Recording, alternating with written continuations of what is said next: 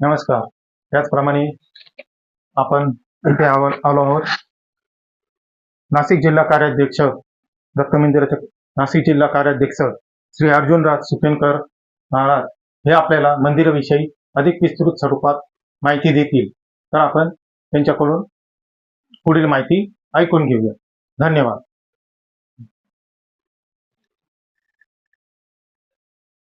गुरुर्ब्रह्मा गुरुर्विष्णू गुरुर्देव महेश्वर गुरुर साक्षात परब्रह्म तस्मै श्री गुरुवे नमः. अवधूत चिंतन श्री गुरुदेव दत्त. वसुदेव सुतं देवं कंसचानूरमर्दनं देवकी परमानन्दं कृष्णं वन्दे जगद्गुरु.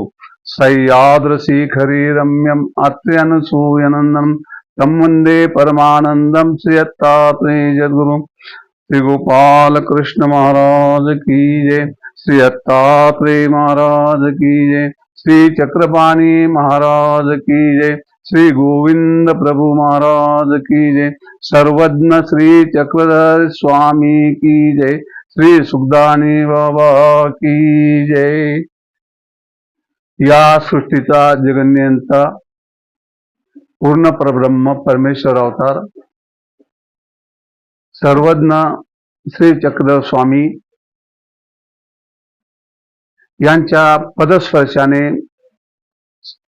ही झालेली भूमी, संतांच्या चरणस्पर्शाने झालेली ही भूमी, आज या भूमीमध्ये प्रत्येक अवताराने आपले चरणस्पर्शाने ही भूमी पवित्र केलेली आहे.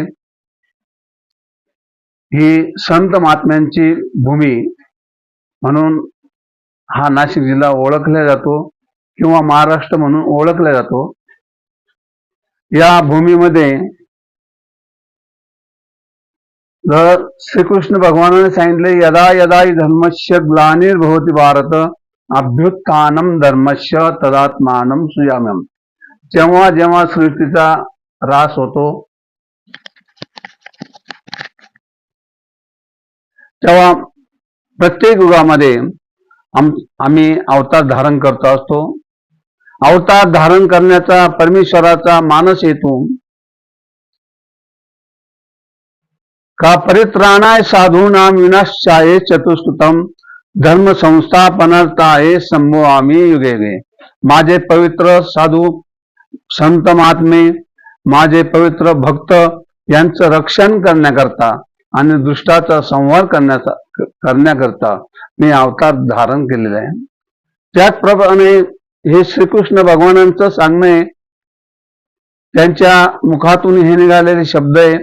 परंतु सर्वज्ञ श्री चक्रधर स्वामी कवना कवने व्यसन, कवना कवने व्यसन, जीव उद्धरी जेती हेचे व्यसन.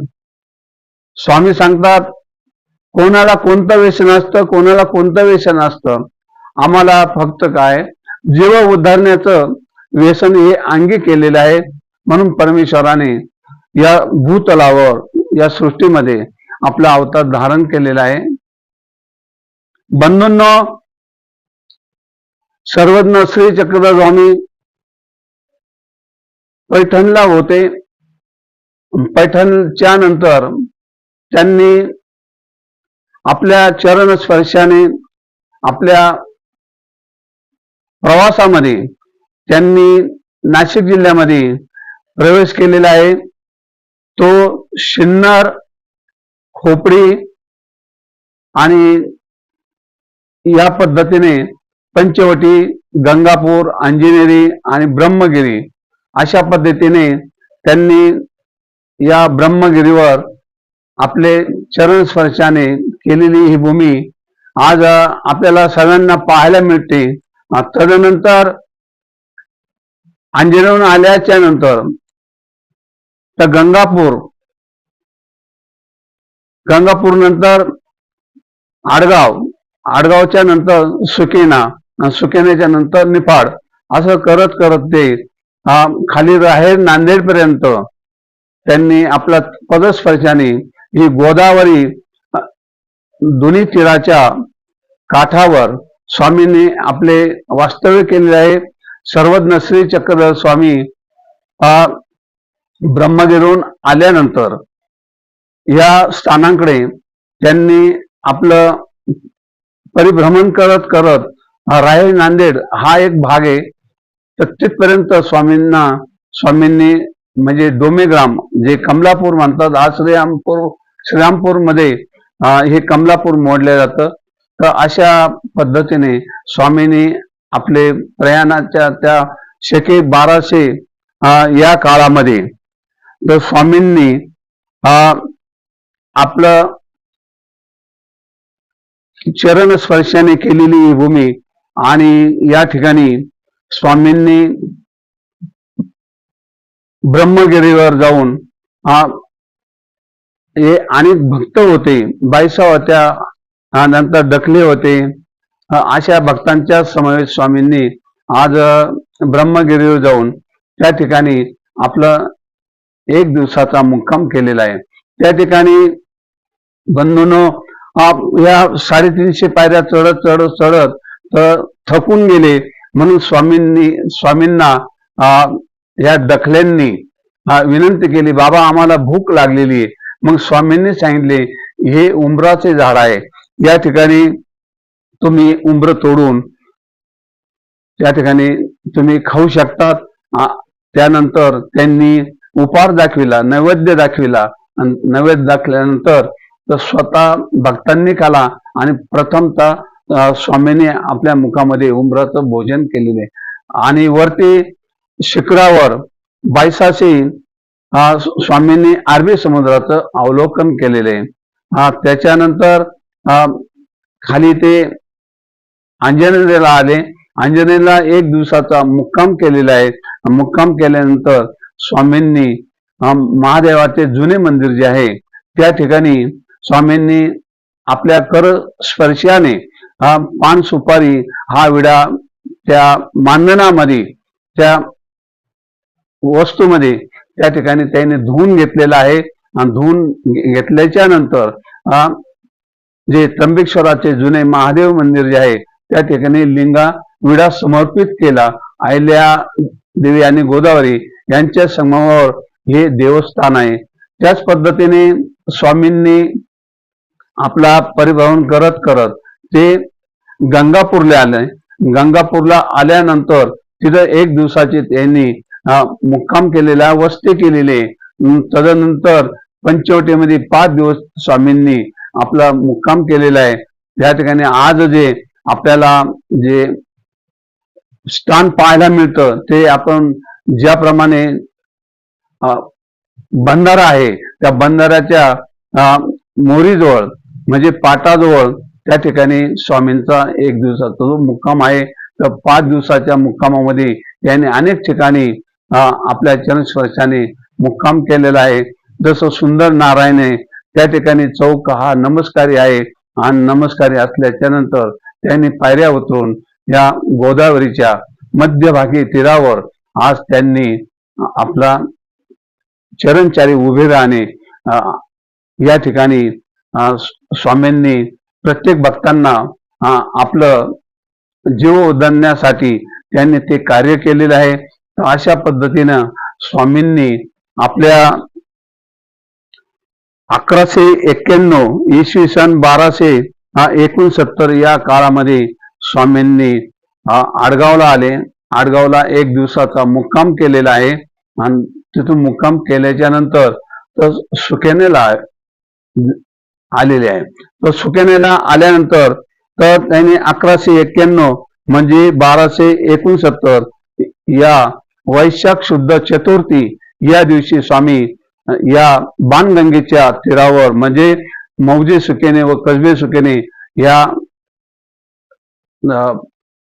नदीकाठी उभारलेले हे जे गाव आहे या ठिकाणी स्वामींनी 1 दिवसाचा आपला मुक्काम करून भक्तांना आपलं ज्ञानदानाचं कार्य केलेलं आहे. आणि प्रत्येक वेळेस जे जे भक्त आपली इच्छा व्यक्त करतील त्या पद्धतीनं पान सुपारी किंवा श्रीफळ ठेवून आपला मनोरथ परमेश्वर काय करतात त्या भक्तांचं मनोकामना पूर्ण करतात. म्हणून या भक्तांनी सर्वज्ञ श्री चक्रधर स्वामींना श्री सुखदानी बाबा या नावाने संबोधित केलेलं आहे. भक्तांची या ठिकाणी मनोकामना पूर्ण होते. भक्त 10 दिवस किंवा 6 महिना असतात आणि आपला जो पीडित झालेला जीव जो आहे या ठिकाणी परमेश्वराच्या कृपा छत्राने त्यांच्या आशीर्वादाने या ठिकाणी तो जीव मुक्त होतो. केलेल्या कर्मापासून त्या जीवांची ती सोडवणूक होते. तर असं हे परमेश्वराचं कार्य आज सर्वज्ञ श्री चक्र स्वामीने केलेलं आहे. तर मग सांगायचं म्हणजे द्वापर युग गेला, त्रेतायुग गेला, त्याच्यानंतर कलियुग गेले आणि कलियुगामध्ये सर्वज्ञ श्री चक्र स्वामी त्या ठिकाणी त्यांचा पहिला जो अवतार आहे गोविंद प्रभूच्या नंतर आधी चक्रपाणी प्रभू, गोविंद प्रभू आणि चक्रधर स्वामी हे पंच अवतार मानले जातात. तर अशा पद्धतीने या ठिकाणी स्वामींनी आपल्या 1 दिवसाच्या वास्तव्यामध्ये आज या ठिकाणी त्यांनी भक्तांना चांगल्या प्रकारे आपली मनोकामना इच्छा ही पूर्ण केलेली आहे. ज्यावेळेस या बाणगंगेच्या तीरावर म्हणजे कसबे सुकेने, मौजे सुकेने आणि आसपासचे खेडे या ठिकाणी ही मोठी गडी होती, म्हणजे टेकडी होती. या टेकडीवर स्वामींनी आपला या ठिकाणी मुक्काम केला आहे. वैशाख वद्य चतुर्थी या दिवशी स्वामी या ठिकाणी मुक्कामी राहिले आणि दुसऱ्या दिवशी स्वामी निफाड प्रयाण केलेलं आहे.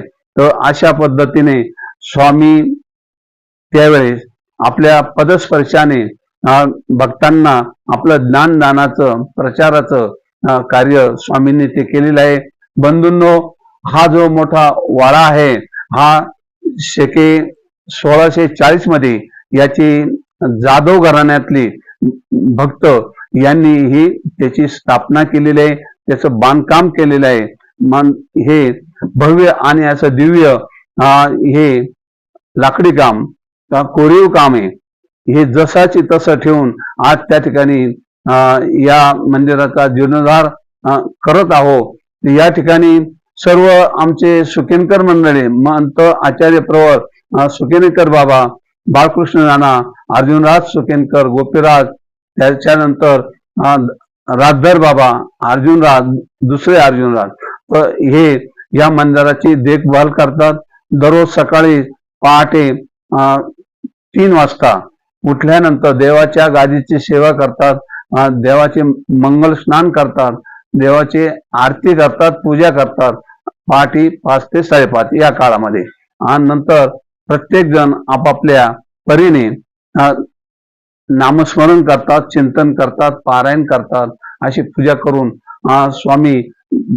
स्वामींचा जो काळ जो आहे तो दुपारी 12 वाजता या ठिकाणी दररोज आरती होते आणि आरती झाल्याच्या नंतर सायंकाळी म्हणजे संध्याकाळच्या वेळेस या ठिकाणी 7:30 ते 8:30 या काळामध्ये देवाची आरती केल्या जाते. तर असं हे दैनंदिन या मंदिराचं एक वैशिष्ट्य आहे. अमावस्या असो, पौर्णिमा असो, कर असो, संक्रांत असो, यात्रा असो, तर यात्रा आणि श्रीकृष्ण भगवान जयंती सोहळा असे पंच अवतारामध्ये हे मोडले जातात, त्यांचे उत्सव केलेले जातात. आणि आता सांगायचं म्हणजे आता हे आश्विन महिना आहे. या आश्विन महिन्यामध्ये आज फलटण येथे श्री चक्रपाणी प्रभूचा अवतार दिन साजरा करत आहे, होणारच आहे. तर त्याबद्दल शंका नाही. म्हणून अशा ठिकाणी प्रत्येक स्थानाच्या ठिकाणी श्री चक्रपाणी अवतार हा या ठिकाणी तो केला जाणार आहे, विडावसर होणार आहे, पूजा होणार आहे. अशा पद्धतीने श्री चक्रपाणी प्रभू अवतार हा द्वारकेचा अवतार म्हणून मानला जातो. तिथं चक्रपाणी प्रभू या नावाने चक्र नारायण या मंदिराचे त्या ठिकाणी द्वारकेला ते ओळखले जातात. तर स्वामींनी जवळजवळ 52 पुरुषांना विद्यादान दिलेले आणि चक्रपाणी प्रभूंनी 63 वर्ष त्या ठिकाणी राज्य केलेले आहे. ते राज्य केलं म्हणजे त्या ठिकाणी अनेक जीवांना काय केलेले, आपल्या आशीर्वादाने, प्रेरणेने आज त्यांना सुखी समृद्ध केलेले आहे आणि मनोकामना प्रत्येक भक्तांची पूर्ण करतात. असं हे चक्रपाणी प्रभूचं आज म्हणजे 15 तारखेला हा कार्यक्रम जन्म सोहळा होत आहे. हा जन्म सोहळा फलटण येथे आनंदाने त्या ठिकाणी सातारा जिल्ह्यामध्ये हा कार्यक्रम होत असतो. तर यानंतर या सुखदानी बाबा व सुखदानी बाबा म्हणजे सुखाचे दान देणारे, केलेल्या कर्मापासून दुःखापासून त्या जीवांची ही सोडवणूक करतात.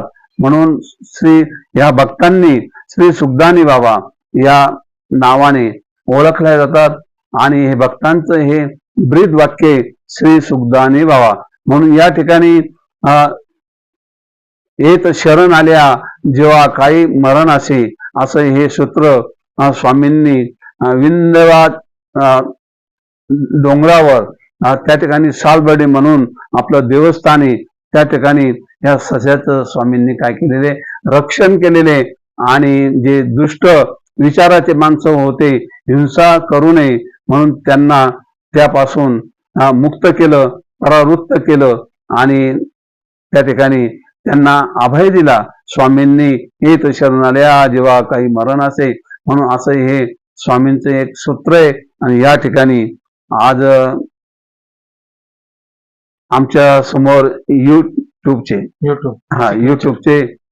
कृष्णा नाईक या ठिकाणी आले आहेत. त्यांनी जो या ठिकाणी या मंदिराचं वैशिष्ट्य काय म्हणून या ठिकाणी त्यांनी आपली ही सेवा सादर करत आहे, घेत आहे.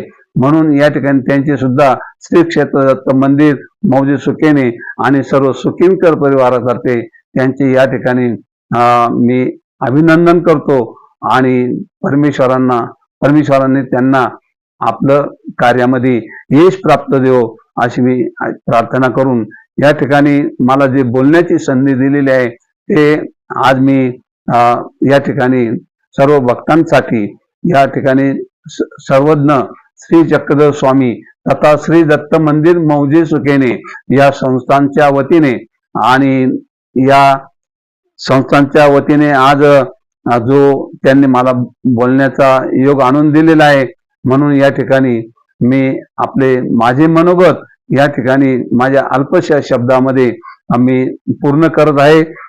यासाठी सर्वांच्या आशीर्वादाने प्रेरणेने हे कार्य चालत असतं. म्हणून या ठिकाणी आज हे युट्यूब मार्फत आज यांनी जी मला सेवा करण्याची संधी प्राप्त करून दिली आहे, तर असं मी त्यांचे सुद्धा अभिनंदन करतो. दंडवत प्रणाम. जय चक्रधर, जय महाराष्ट्र. जय